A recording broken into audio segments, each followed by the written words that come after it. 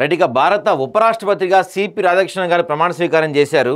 రాష్ట్రపతి భవన్లో 15వ భారత నూతన ఉపరాష్ట్రపతిగా సిపి రాధాకృష్ణన్ గారు శుక్రవారం ఉదయం 10 గంటలకు ప్రమాణ స్వీకారం చేశారు. సో భారత ఉపరాష్ట్రపతి 15వ ఉపరాష్ట్రపతి అంటే ఎవరయ్యా? సిపి రాధాకృష్ణన్ గారు. సో రాష్ట్రపతి ద్రౌపది ముర్ము ప్రమాణం చేయించారు. ఈ కార్యక్రమంలో ప్రధాని మోడీతో పాటు కేంద్ర మంత్రులు Amit Shah, Rajnath Singh, Nitin Gadkari, supreme chief justice Gavai, Chandrababu Naidu, Pawan Kalyan వీళ్ళందరూ పాల్గొన్నారంటండి. దీంట్లో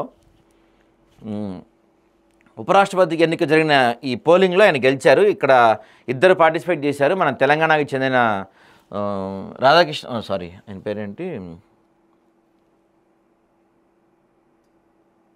సుదర్శన్ రెడ్డి, మన తెలంగాణకు చెందిన ఇండియా కూటమి అభ్యర్థి సుదర్శన్ రెడ్డిపై ఈయన రాధాకృష్ణ దాదాపుగా 150 పైచిలుకు ఓట్లతో గెలిచారు. ఇండియా కూటమిలో ఎంతవరకు యూనిటీ ఉంది, మనం ఎంతవరకు కలిసి ఉన్నాం, ఎంతవరకు పోటీ ఇవ్వగలుగుతాం అనే అంశంపై తేల్చుకుందామని చూసుకుందామని వాళ్ళు పోటీకి పెట్టారు. ఖచ్చితంగా వాళ్ళకి తెలుసు ఓడిపోతారని ఇండియా కూటమి, అయినప్పటికీ క్యాండిడేట్ నుంచే పెట్టారు. అనుకున్న దానికన్నా ఘోరంగా ఓడిపోయారు.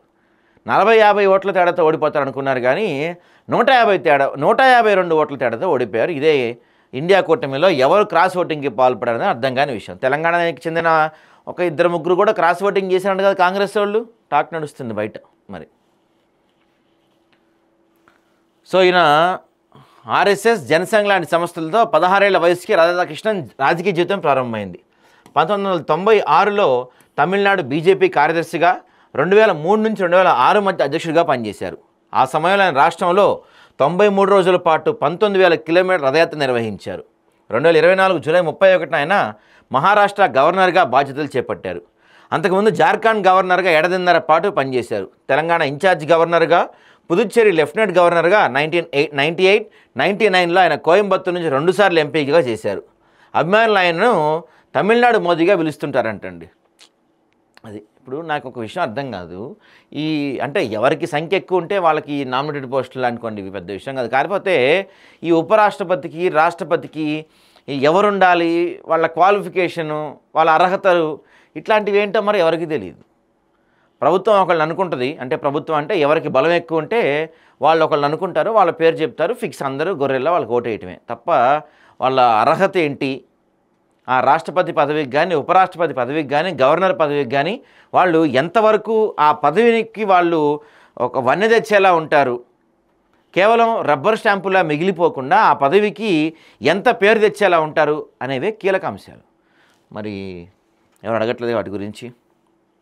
అదే ఇక్కడ హైలైట్ పాయింట్ ఏంటంటే, సడన్గా ఉన్నపలంగా భారతదేశ చరిత్రలో ఇంతవరకు ఎవరు వ్యక్తిగత కారణాలతో ఉపరాష్ట్రపతి పదవికి రాజీనామా చేయలేదు. గతంలో కొంతమంది ఉపరాష్ట్రపతి పదవికి రాజీనామా చేశారు. ఎందుకు చేశారు? వాళ్ళు రాష్ట్రపతిగా పోటీ చేస్తున్నారు కాబట్టి డిప్యూటీ ప్రెసిడెంట్కి వాళ్ళు రాజీనామా చేశారు. వైస్ ప్రెసిడెంట్కి రాజీనామా చేశారు వాళ్ళు. కానీ ఫర్ ద ఫస్ట్ టైం దేశంలో ఎటువంటి కారణం లేకుండా ఉన్నపలంగా అనారోగ్యం అని చెప్పి రాజీనామా చేసిన ఫస్ట్ వ్యక్తి జగదీప్ ధన్కడ్ గారు. ఎందుకు రాజీనామా చేశారు ఆయన అంటే, రాజీనామా చేయించారు బలవంతంగా. ఆయన సభను సరిగా డీల్ చేయలేకపోతున్నారు. మోడీ, అమిత్ షాలకు ఆయన నచ్చట్లేదు.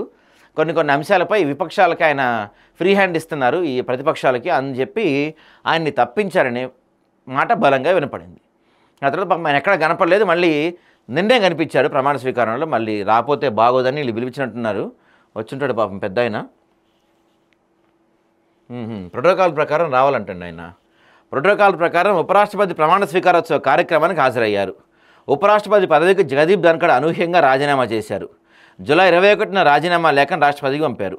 ఆరోగ్యం బాగాలేదు, వైద్యుల సలహా కోసం రాజీనామా చేస్తున్నా అని చెప్పారు. ఆయన నిర్ణయం అందరినీ షాక్కు గురి చేసింది. మరో 2 ఏళ్లు పదవీకాలం ఉండగానే ధన్కడ్ రాజీనామా చేయటం చర్చాంశంగా మారింది. ధన్కడ్ రాజీనామా ప్రతిపక్షాలు పలు అనుమానాలు వ్యక్తం చేశాయి. మరోవైపు రాజీనామా తర్వాత నుంచి ఆయన ఎక్కడా కనిపించలేదు. ఆయన్ని కలిసేందుకు పలువురు రాజ్యసభ సభ్యులు ప్రయత్నించినా ఎలాంటి ఫలితం లేదు. ఆయన్ని సంప్రదించలేకపోయారు. దీంతో జగదీప్ ధన్కడ్ ఎక్కడా అంటూ కేంద్రంలోని బీజేపీ ప్రభుత్వాన్ని ప్రశ్నించి వచ్చారు. ధన్కడ్ గృహ నిర్బంధంలో ఉన్నారంటూ ప్రచారం కూడా జరిగింది. ఎందుకంటే పాపం ఆయన సడన్గా రాజీనామా చేశారు కదా, రాజీనామా చేయలేదు, ఈ పెద్దవాళ్ళే రాజీనామా చేయించడంతో పాటు ఆయన బయటకు వచ్చి ఎక్కడ ఏం మాట్లాడితే పరువు పోద్దో అని ఆయన్ని హౌస్ అరెస్ట్ కూడా చేశారని చెప్పి కాంగ్రెస్ పార్టీ వాళ్ళు పదే విమర్శిస్తూ వచ్చారు. సో ధన్ఖడ్ను తాము చేరుకోలేకపోతున్నామని ఆయన ఎక్కడున్నారంటూ ప్రశ్నించారు. ఆయన ఆరోగ్యంపై స్పష్టత ఇవ్వాలని కూడా కోరారు.